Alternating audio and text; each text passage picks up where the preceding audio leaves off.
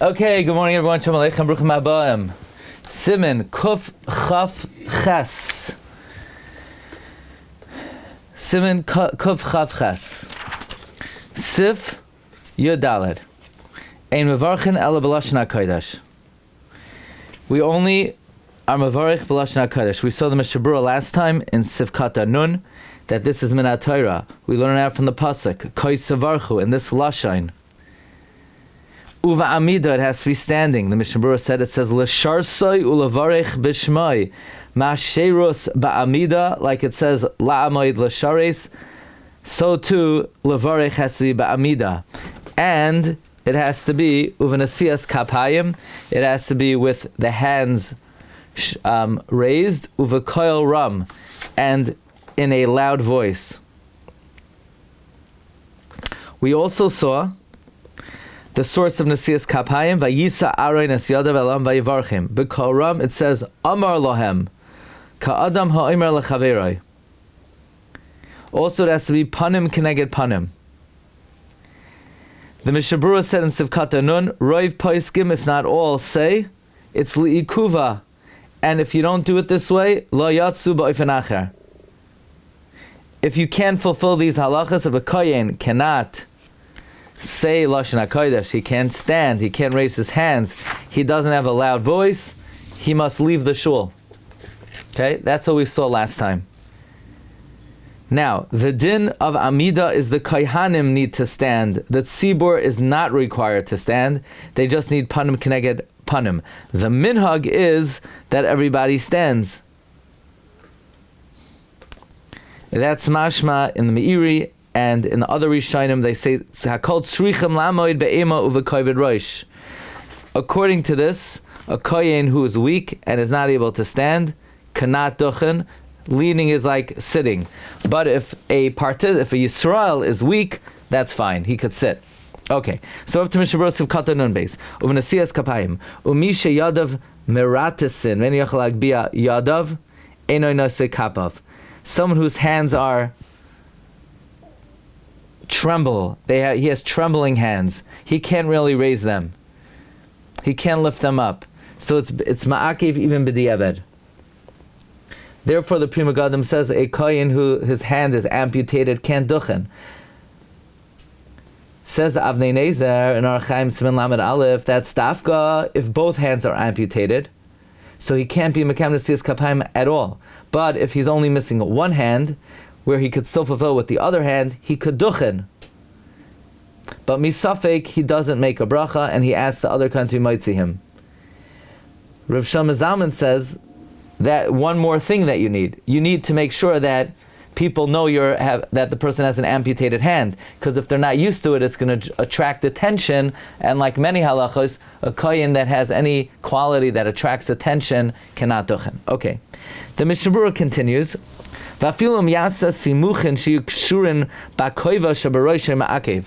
There's a special device that somebody once invented. It's called the hand hanging on the hat device, where attached to the borsellino, you ever wonder why there's like this button with a string that goes around? Now I'm going to tell you the origin of that. No, I'm just joking. They would take it out, they would pull it around from one end to the other, and the person would suspend his hands in midair.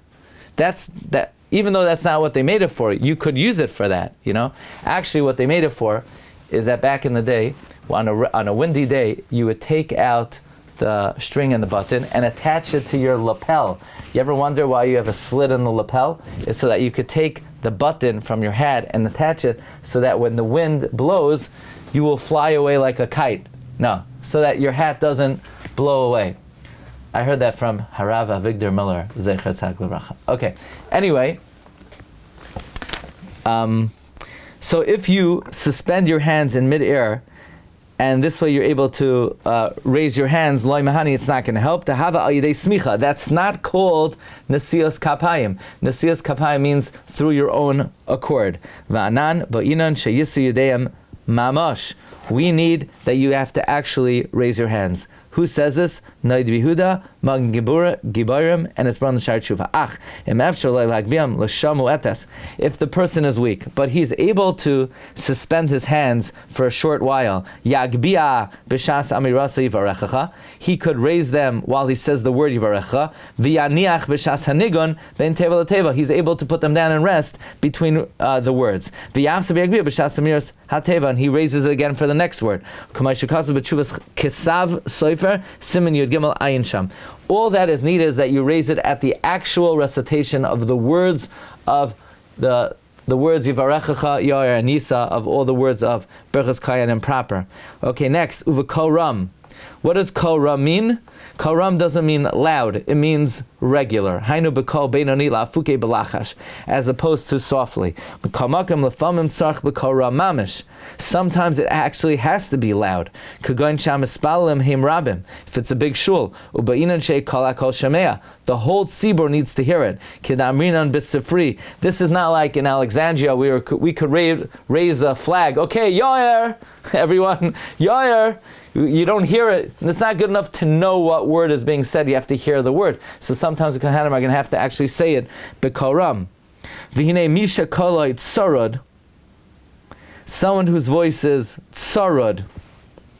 I'm not familiar with that word tzarod, but the Mishna Berura explains what it means. It means she'eno yachal ledaber b'kol beinoni kiyem b'lachash. Someone who's not able to speak in a regular decibel, only softly. L'chayr pashen yachal lisakapav. It's obvious he cannot dochen. Horse. It means horse in modern Hebrew. In modern Hebrew means horse. Okay. Why does the tzibur have to hear the bracha? What's the chiyuv to hear it? It's exeres hakasav. Amar lahem, like you talk to your friend.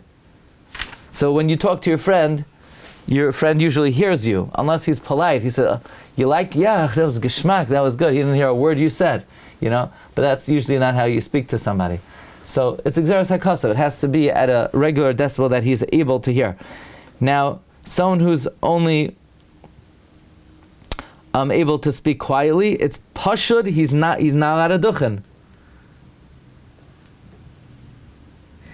Rabbi Tzion Abba Shaul says someone whose voice is low, but 9 people in the shul could hear him, he's allowed to duchen. V'tov sheyitzei kadem etzei. Someone with a very low voice, the right thing is, it's good for him to go out before etzei. Sif tezvav. V'achar kach maschel shel tzibur sim shalom. Afterwards, after Berchas Kohanim, the shots begin sim shalom. V'az hakohanim machzirim pneiam lahechal, and then the Kohanim turn to the Heichal, the Arayin, v'oimrim riboin ha'olamim, asinu ma'aseh gazarta aleinu, Master of the universe, we did what you decreed. Aseh ata ma'aseh hevtachtanu. Now you do what you promised us. Hashkifa mima'oin kadshecha, gaze down from your holy abode min hashamayim, uvarech es amacha es Yisrael. As we know, the Kohanim are not the ones who are mevarech the Jewish people. God is the one who is mevarech the Jewish people. The Kohanim are, so to speak, directing the bracha of Hashem toward Klal Yisrael. Haga v'ya'arichu b'tfilazu, they should elongate the tefillah ad sheyisayim shel tzibur sim shalom, till the shots finishes sim shalom. V'sheyanu atzibur amen al shneim, so that the tzibur, when they answer amen, Baruch atah Hashem ha'mevarech zama Yisrael b'shalom, and everyone says amen, and they're saying amen to the shots, and they're saying amen to this tefillah of the Kohanim. If they're not able to elongate this tefillah so long, yomru adir b'amarim. That's the tefillah, by the way, that the Yisraelim say after Berchas Kohanim. Adir b'amarim shochem Berura atah shalom b'shimcha shalom yiratzon kil kaman sim koflamet. Says the Mishna Berura sif katan nun dalad v'omrim riboin uveroish hashana v'yom kippur shema arichon b'nigunei na na na na na na na na na na na na ha yom ta'ametzeinu. So on Rosh Hashanah Yom Kippur, where they elongate in the nigun of hayom ta'ametzeinu lo yaschinu lo yma riboin ad levasoif, then the Kohanim should not start the riboin until at the end. Kedei sheyisaimu im hakol ke'echad, so that they finish with the tzibur together, and that the tzibur could answer amen to the shots and to their riboin. Now, what do the Kohein mean? Hashem, do what you promise. Mashiv tachtanu shetaskim al berchasenu. Confer our blessings. In other words, confirm our brachos. Uchidachsiv va'ani avarachem. Like it says, I will bless them.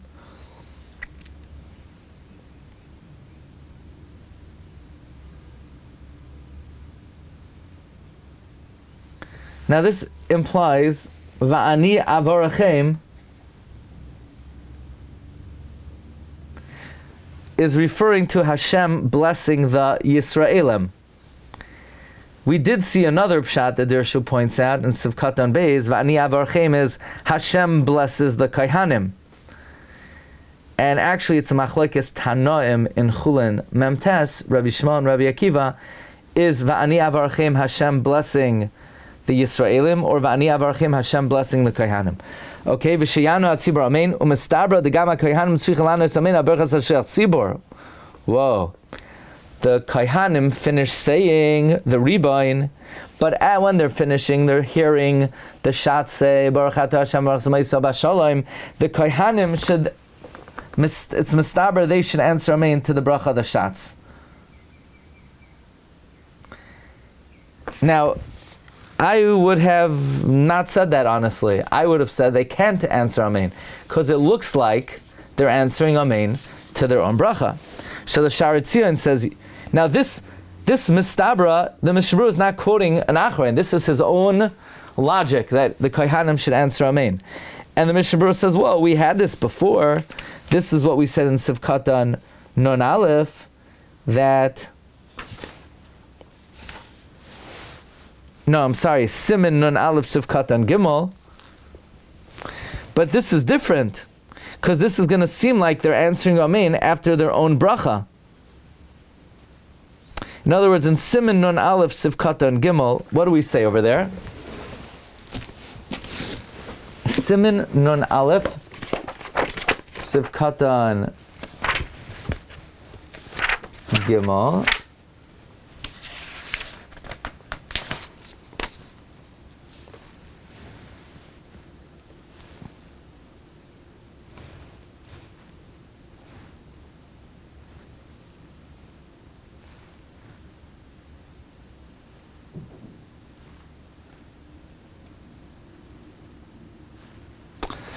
I believe what he's referring to is the halacha is, let's say you finish Baruch Sha'amar before the Chazan, then you answer Amen to the bracha of the Chazan. But if you finish Baruch Sha'amar at the same time as the Chazan, you're not allowed to answer Amen. Denire ka'oina Amen achar berchaisaf. However, the Mishnah Berura says that if you finish one bracha simultaneously with someone else, and it's a totally different bracha, you're allowed to answer Amen to his bracha. Okay? So if you're answering one bracha, and the Shatz, or somebody says a completely different bracha, and you finish at the same time, you're allowed to answer Amen. So the Sharet Zion says, that's why here, you are allowed to answer Amen. But the Sharet Zion asks, there it's different. There it's a totally different bracha. But here the bracha that the Kohanim are saying, or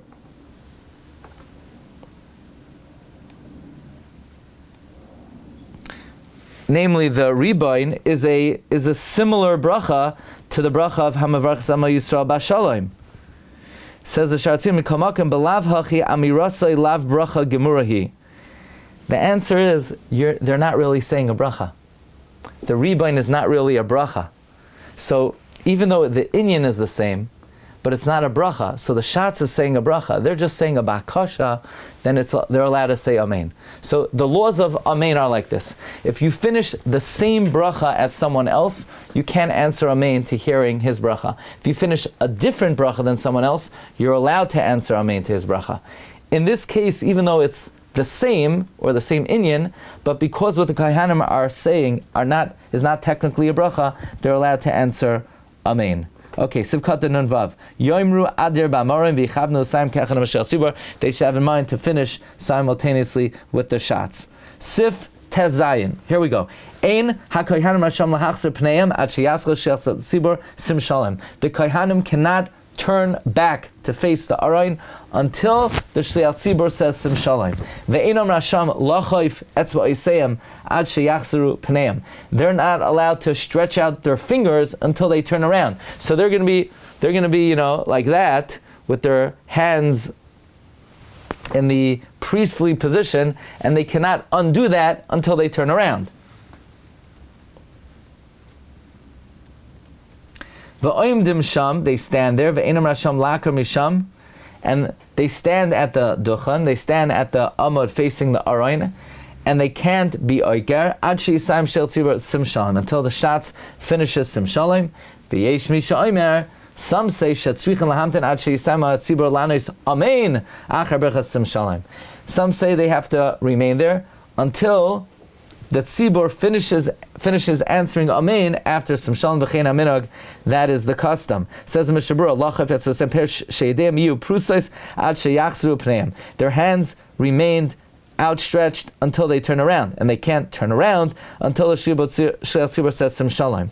Ve'enam rasham lakar, they can't move out of their position until after sim shalom. They should be careful not to speak until they come down from the duchen, even though they've already lowered their hands. Anyway, you're not allowed to talk during Chazar Sashatz. So why the Mishna Berura have to say they shouldn't talk? They're not allowed to talk until they come down from the duchen, even though they put their hands down. Says Rav Chaim Kanievsky, we're talking about where they already heard Chazar Sashatz at a different minyan, so they're not bound by this Chazar Sashatz, but they are bound by the duchening. Ad she'yisayim ha'tzibur, until the tzibur finishes answering amen. That is hainu roiv ha'tzibur, the majority of the tzibur. Lanois amen de kaidem amen. Before amen adayin lo nistam habracha, the bracha is not considered completed. Va'achshav she'aminog loimer la'kohein b'yirdasim ha'duchan yishar. Nowadays, that the minog is to tell the kohanim yishar. I'm sure in your shul, after the kohen finishes the duchening, you say yishar. That's what it says in the dirshu. It says yishar in my dirshu. You want me to check the other Mishna Berura with nekudos, what the nekudos are? I'll do it tomorrow because it's late. Okay. Nowadays,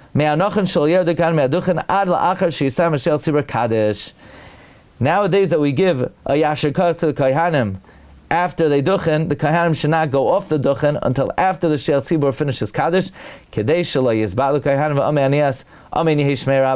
so that the kohanim do not lose out, and the people don't lose out from answering Amen Yishmei Rabbah, Ushar Amenim and other Amenim Aydezeh, Kamay Shamatzoi, as it is likely. We'll talk about this more tomorrow.